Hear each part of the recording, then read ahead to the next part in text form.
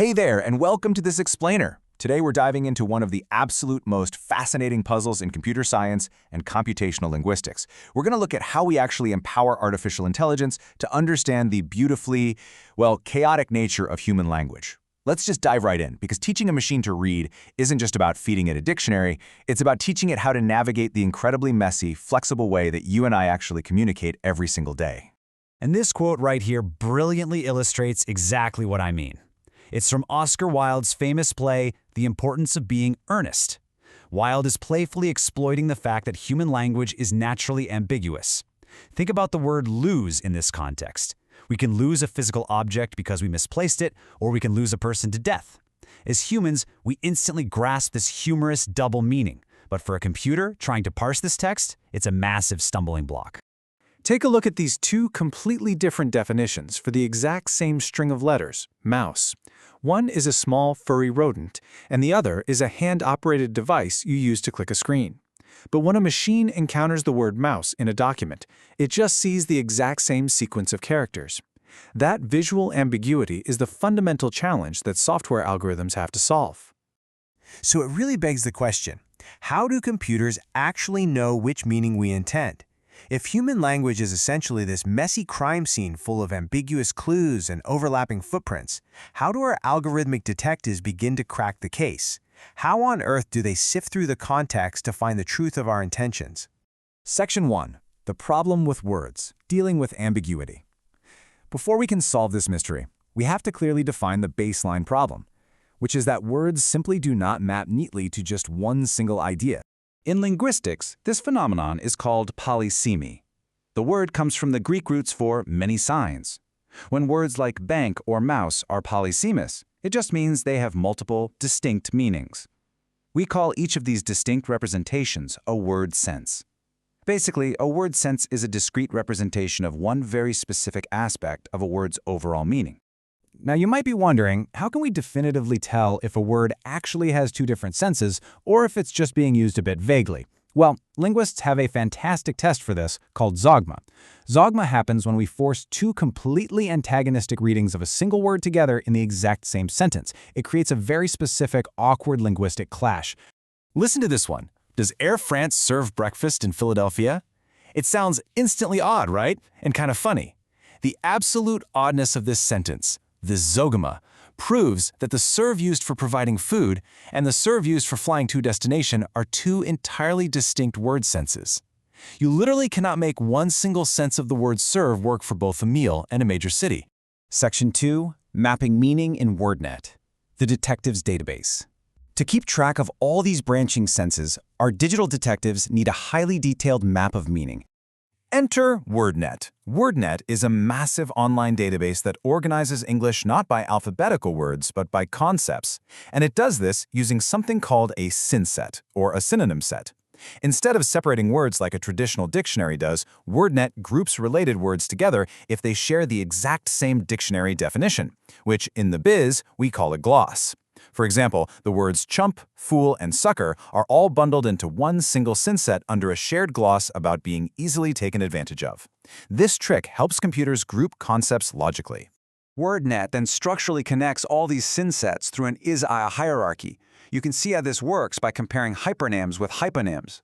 A dog is a mammal. A car is a vehicle. AI uses this nested structure to trace relationships from very specific subordinates, like a mango, all the way up to broader superordinates, like a fruit. It essentially acts as a giant family tree for meaning. But, sometimes dictionaries are almost too good at their jobs. They provide incredibly fine-grained distinctions that can actually end up confusing an algorithm. To fix this, WordNet groups its definitions into 26 broad semantic categories for nouns, known as supersenses. We're talking large, broad buckets like animal, artifact, or food. This ensures the algorithm doesn't get bogged down trying to distinguish between tiny micro-variations of a word, when a coarse, big-picture category is really all we need. Section 3. Word sense disambiguation, cracking the case. Armed with the power of WordNet, our AI is finally ready to tackle word sense disambiguation, or WSD, which is the process of determining exactly which sense from the database is actively being used in a sentence. So how does this work in practice? Let's look at a foundational, kind of old-school tool called the simplified Lesk algorithm. Lesk acts like a forensic detective by simply counting overlapping words. Take our context sentence here. Guarantee deposits will eventually cover future tuition. We need to disambiguate the word bank. The algorithm looks at WordNet's definition for the financial sense of bank, financial institution that accepts deposits. It spots that the word deposits overlaps in both the target sentence and the dictionary definition. Bingo! Case closed. It selects the financial sense. Section 4. Teaching computers about context, the modern era. Now, counting overlapping words is clever, but it can only take you so far. That brings us to the actual mathematical geometry of language. Today's absolute best word sense disambiguation algorithms use something called contextual word embeddings. Think of powerful models like BERT. During its training on massive hand-labeled datasets like SemCore, the AI calculates a literal mathematical point in a high-dimensional space for every single word sense. Then, when it reads a brand new sentence, it creates a new mathematical point for the target word and simply looks around for its nearest mathematical neighbor. It chooses the sense that is geometrically closest in its vast semantic space. It's turning meaning into math. To evaluate if the AI really gets it, we use a task called word in context. The AI gets two sentences. There's trash on the bed of the river, and I keep water next to my bed. It calculates the contextual embeddings for the word bed in both sentences and measures the distance between them, specifically using something called a thresholded cosine similarity. If the data points are close enough, the AI decides they share the exact same sense. In this specific case, it successfully recognizes that they definitely do not. Section 5. Unsupervised word sense induction. AI learns alone. Building these datasets by hand is incredibly expensive and slow. So the true climax of our detective story is an AI that deduces meaning entirely without a human dictionary. Here is how this builds completely from scratch.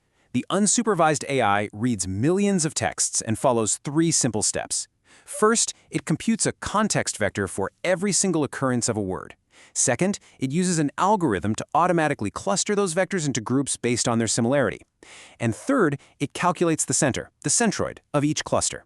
By doing this, the AI is literally inventing its own senses for a word, strictly based on the patterns of how those words co-occur in the wild. Which leaves us with a truly fascinating conclusion to ponder today. We started with human dictionaries, trying to rigidly map out the chaotic, messy landscape of language.